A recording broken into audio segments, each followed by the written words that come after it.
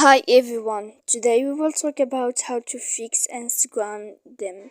To know how to fix Instagram DM, you should just go to settings like this. We will click. After that, in this page, you will go to apps.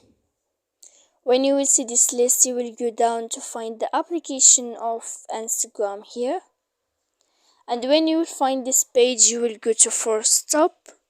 And you can enter to storage here like this, and then in this page you can go to click here clear cache, and after that you will click clear data, and then you can update your application so that you can know how to fix Instagram DM.